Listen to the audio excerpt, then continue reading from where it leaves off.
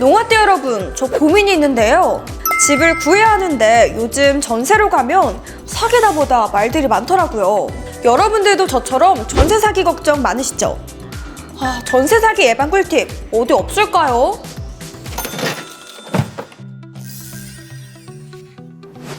농아! 여러분들께 맛있는 금융 꿀팁을 전해드릴 NH농협은행 아나운서 구혜빈입니다. 전세 계약을 앞두고 이런 걱정 해보신 적 없으세요? 보증금을 못 돌려받으면 어떡하나 하는 고민이요. 부동산 계약은 큰돈이 오가는 만큼 A부터 Z까지 꼼꼼하게 살펴야 하는데요. 그래서 준비했습니다. 전세 계약 필수 체크리스트! 지금 바로 설명해 드릴게요.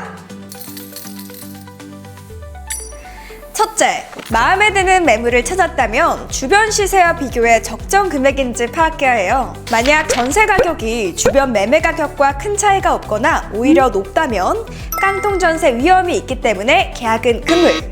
둘째, 매물의 건축물 대장과 등기부 등본을 발급받아 위반 건축물은 아닌지, 임대인과 등기상 소유주가 일치하는지 확인하고 선순위 채권도 꼼꼼히 살펴야 하는데요. 선순위 채권이란 임대인이 전세 보증금보다 우선적으로 변제해야 되는 담보 채권을 말해요. 선순위 채권의 규모가 크다면 전세 대출이나 전세 보증보험 가입 거절의 이유가 되기도 하니까 꼭꼭 체크하셔야겠죠?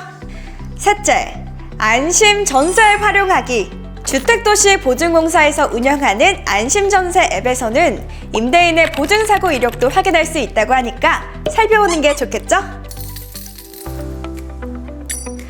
근저당도 없고 서류상 문제가 없어도 방심은 금물. 대부분 공인중개사분들은 정직하시지만 간혹 자격이 없음에도 사무실을 운영하는 곳이 있다고 해요.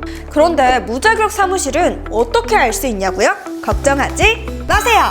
한국공인중개사협회 홈페이지에서 개업 공인중개사 검색을 이용하면 자격을 갖춘 사업장인지 쉽게 확인할 수 있습니다.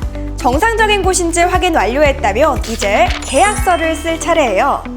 주택임대차 표준계약서를 사용하는지, 임대인의 신분증이 등기부 등본상 소유자와 일치하는지 확인해야 해요. 만약 대리인이 나왔다면 위임장을 꼭 확인하세요. 또한 소중한 전세금의 안전도를 높여줄 특약을 넣는다면 더욱 좋습니다. 예를 들어 근저당이 없는 것을 확인하고 계약을 했는데 세입자가 전입신고를 하기 전에 임대인이 주택담보대출을 받는다면 내 전세권이 후순위로 밀려나서 추후 경매가 진행될 경우 보증금을 돌려받지 못할 수도 있거든요. 그래서 이때는 세입자가 확정일자와 전입신고를 갖춘 다음 날까지 담보대출을 받지 않는다라는 특약을 넣으면 좋습니다.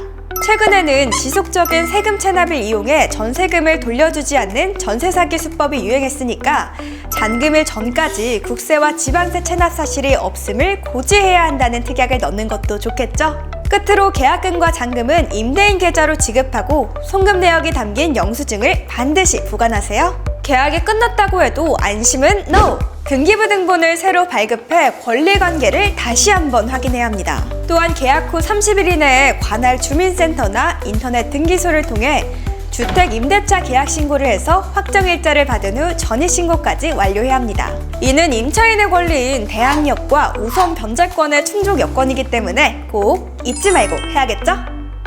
이제 드디어 마지막 단계! 보증금을 안전하게 지켜줄 전세보증보험에 가입해야 해요. 전세보증금 반환보증은 한국주택금융공사, 주택도시보증공사, SGI 서울보증으로 크게 3가지가 있는데요. 상품마다 보증한도, 보증료, 대상 조건이 다르기 때문에 자신의 상황에 맞는 기관을 선택하면 됩니다. 소중한 보증금을 지켜내기 위한 오늘의 꿀팁은 여기까지인데요. 부동산 계약 경험이 적은 사회초년생 분들에게는 더더욱 필요한 정보라고 생각됩니다. 친구, 직장 동료, 자녀분들에게 꼭 알려주셔서 전세 사기 없는 세상을 만들어 보자고요. 그럼 다음 달에 만나요. 안녕!